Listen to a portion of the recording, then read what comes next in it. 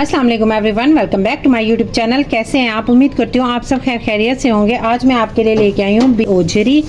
इसको मैंने अच्छे से धो के साफ़ कर लिया, ऊपर से इसकी स्किन भी मैंने रिमूव कर ली है।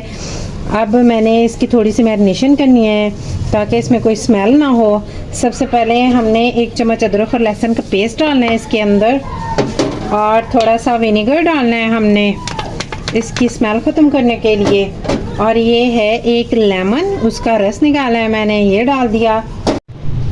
और 2 चम्मच हमने सफ़ेद आटे के ऐड करने हैं। आपके पास बेसन अवेलेबल है तो आप वो भी डाल सकते हैं। इसको मैंने 30 मिनट के लिए मसल के अच्छे तरीके से छोड़ देना है और फिर इसको अच्छे तरीके से हमने वॉश करना है।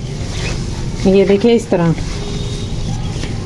यहाँ मैंने ओझरी को अच्छी तरीके से 4-5 पानी में धो लिया है। ये देखें इस तरीके से साफ़ हो गई है हमारी।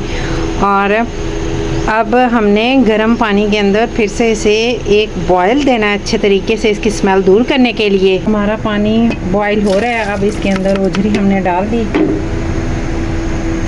और ये मैंने 1/2 चम्मच हल्दी का डाला है इसके अंदर, और इसे एक बॉयल देना है हमने और फिर धो लेना है। और यहाँ देखें एक उबाल आ गया, मैंने इसका पानी रिमूव कर लिया है।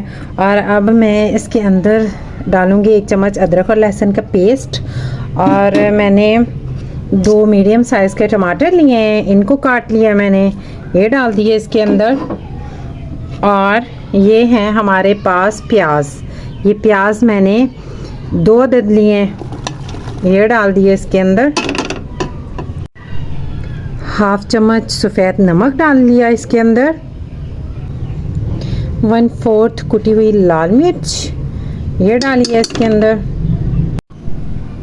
1/2 चम्मच गरम मसाला पाउडर, धनिया पाउडर, और 1/2 चम्मच पिसी हुई लाल मिर्च पाउडर।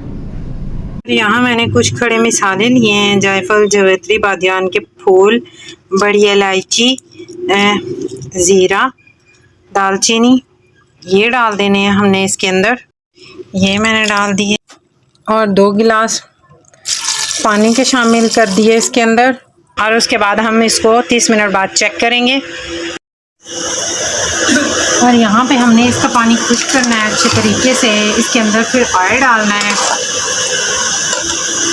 ये 1 कप के बराबर मैंने ऑयल लिया है, इसमें मैं अच्छी तरीके से भूनूंगी इसे। यहाँ मैंने अच्छी तरीके से इसको भून लिया है ऑयल में। और यहाँ मैंने 5-6 अदद मिर्चें ली हैं, ये डाल लेनी है। और फिर इनको अच्छे तरीके से भूनना है हमने 1 मिनट।